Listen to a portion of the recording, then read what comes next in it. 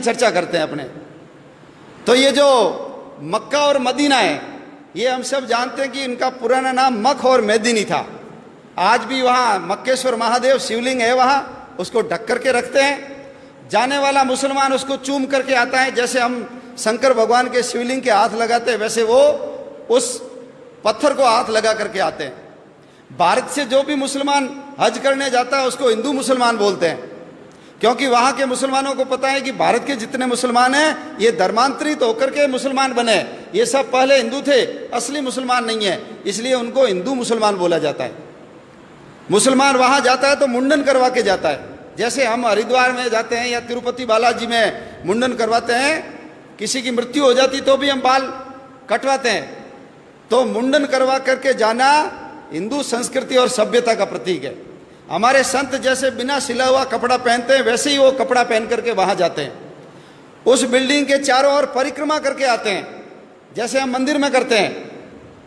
दुनिया की सारी मस्जिदों के ऊपर गुंबद है, लेकिन मक्का की मस्जिद के ऊपर गुंबद नहीं है। वो हमारी पुरानी संस्कृत वैद्यशाला थी, बच्चे पढ़ते थे वहां, आचार्य उनको सभी प्रकार के ज्ञान देने का काम किया करते थे। हरिद्वार से जैसे गंगा जल भर करके लाते हैं वैसे मुसलमान वहां से पानी भर के लाते हैं, उसको अब्बे जमजम बोलते हैं। ये हमारी पद्धति है, लेकिन वो हमारे हाथ से चला गया। उसके पास में एक देश है ईरान, उसका पुराना नाम आर्यन था। 80% जाट और 20% ब्राह्मण रहते थे, वो सारे धर्मांतरित होकर मुसलमान बन गए। एक देश है अरबिस्तान, पुराना नाम है अरवनिस्तान। अरवन संस्कृत में घोड़े को बोलते हैं, अरबी घोड़े बड़े प्रसिद्ध थे। चेतक घोड़ा महाराणा प्रताप का अरबी घोड़ा ही था, तो वो हमारा अरवनिस्तान क्या बन गया, अरबिस्तान बन गया। अफगानिस्तान 1876 के अंदर बफर स्टेट के रूप में हमसे अलग किया और आजादी के आंदोलन से अंग्रेजों ने उसको काट दिया। 6.5 लाख वर्ग किलोमीटर की जमीन है वो। गांधारी वहीं की थी, दुर्योधन की मां आंखों पे पट्टी बांधी, पति अंधे, मैं भी नहीं देखूंगी। 1876 में हमारे हाथ से चला गया। 1904 में नेपाल हमारे से काट करके अलग किया। भगवान राम की ससुराल सीता माता जहां पैदा हुई वो नेपाल हमारे हाथ से चला गया। 1,47,000 वर्ग किलोमीटर का क्षेत्रफल है वहां। 1906 के अंदर उसके पास में एक भूटान नाम का देश है, 46,000 वर्ग किलोमीटर का क्षेत्रफल है। 1906 में हमसे काट करके अलग किया। 1916 ये जो तिब्बत है, जिसका पुराना नाम त्रिविष्टप है, 25 लाख वर्ग किलोमीटर का क्षेत्रफल है। दलाई लामा वहीं के रहने वाले हैं। और देश की आज़ादी के बाद जब 1962 में चाइना ने आक्रमण किया, तब तक वो हमारे पास था। उसकी विदेश नीति, उसकी रक्षा नीति, उसकी रक्षा का काम हमारी सेनाएं करती थी। लेकिन हिंदी चीनी भाई भाई पंचशील के सिद्धांत, नेहरू जी की गलती के कारण वो चाइना ने हमसे हड़प लिया, दबा लिया। आज वो जो तिब्बत है चाइना के पास चला गया। भारत और चीन के बीच में तिब्बत बहुत बड़ी भूमि थी, चाइना बॉर्डर से बहुत दूर था, लेकिन चाइना का बॉर्डर भारत के पास आकर के लग गया।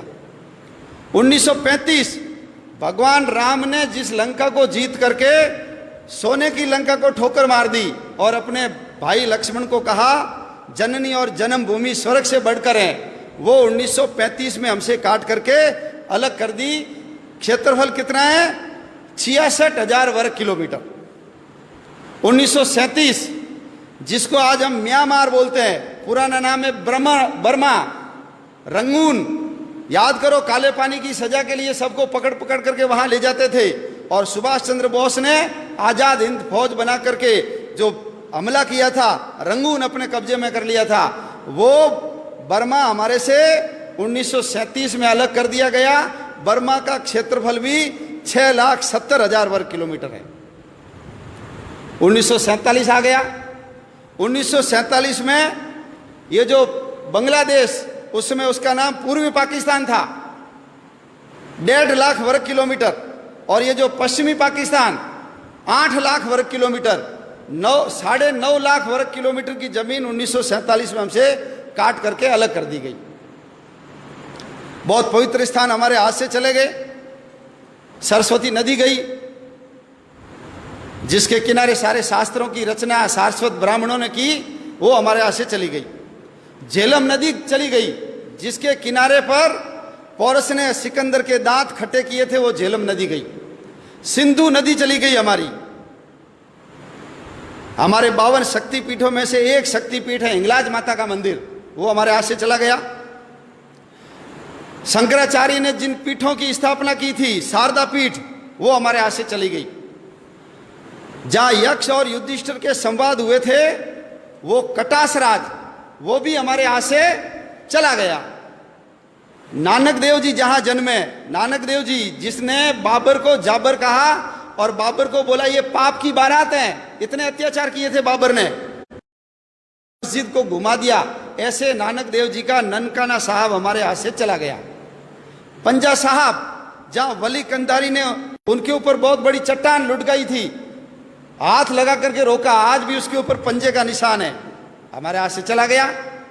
हमारा शालीवाहन कोट, जिसको आज हम सियालकोट बोलते हैं, वीर हकीकत राय को जहां फांसी पे लटकाया, हमारे हाथ से चला गया वो।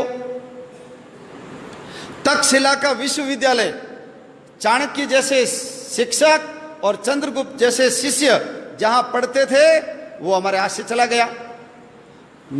हड़प्पा और मोहनजोदड़ो, सबसे पुरानी सभ्यता के अवशेष जहां पर है, वो हमारे हाथ से चला गया। हरि सिंह नलवा, बच्चे रोते थे तो मां कहती थी चुप हो जा नहीं तो हरिया आ जाएगा।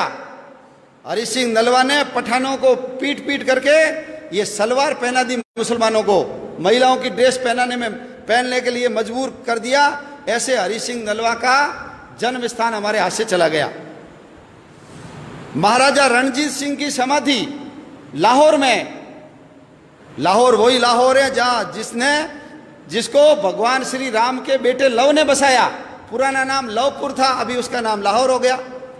कुश ने जिस कुशपुर को बसाया था, उसका नाम वर्तमान में कुसूर है, वो भी हमारे हाथ से चला गया। कश्मीर हमारे हाथ से चला गया। 2,22,000 में से 1,21,000 वर्ग किलोमीटर की जमीन पाकिस्तान ने ले ली, कश्मीर हमारे हाथ से चला गया। 1962 में चीन ने जब आक्रमण किया तो 35,500 वर्ग किलोमीटर की जमीन चीन ने दबा ली। और 1990 में 3 बीघा जमीन तो हमने पाकिस्तान को दान में कर दी। समुद्र तट के अंदर बसा हुआ मालदीव 3,000 वर्ग किलोमीटर का क्षेत्रफल है, वो मालदीव भी हमसे अलग हो गया। अंग्रेजों को समुद्र के अंदर अपने बेड़े रखने की जरूरत थी, इसलिए उन्होंने मालदीव को 1947 में ही अलग करके आजाद कर दिया। इतनी बड़ी भूमि, इतने 6 प्रांत हमारे हाथ से चले गए, कुल 62 जिले गए। और जिस समय देश का विभाजन हुआ, हमारे कबूतर उड़ाने वाले अंकल जी जब लाल किले पे खड़े होकर के अपने शेरवानी के तीसरे बटन हॉल में गुलाब की कली सजा करके भाषण दे रहे थे, उस समय पाकिस्तान की सड़कों के ऊपर हमारी माँ बहनों को नंगा करके उनके जुलूस निकाले जा रहे थे। रेलों के अंदर काट काट करके भर भर रेलें भेजी जाती थी, भाला टांग करके बच्चों की एक के ऊपर एक, जैसे सुई के ऊपर फूल डाल करके माला बनाते हैं, ऐसे बच्चों को डाल डाल करके गांधी जी के लिए तोहफा, नेहरू जी के लिए भेंट, ऐसा लिख लिख करके वहां से भेजा जा रहा था। नर कंकाल इधर से उधर किए जा रहे थे और हम गीत गा रहे थे, दे दी हमें आजादी बिना खड़ग बिना ढाल। एक बूंद भी खून नहीं बहाया और आजादी मिल गई, ऐसा उस गीत के अंदर वर्णन है। 12 लाख लोग मारे गए, 12 लाख लोग, 2 करोड़ लोग बेघर हो गए। लंबे लंबे मीलों लंबे काफिले, जितना सामान उठा सकते हो लेकर के चलो। कल्पना कर सकते हैं यदि कल हमको कह दे यहां से छोड़ के सब चले जाओ, इतना आलीशान मकान, इतनी बड़ी दुकान, फैक्ट्री, क्या बीतती है मन के ऊपर। लेकिन यह इतिहास हमको नहीं पढ़ाया जाता, और नहीं पढ़ाने के कारण आने वाले समय में हम देश की रक्षा कर पाएंगे कि नहीं कर पाएंगे, प्रश्न चिन्ह खड़ा होता है।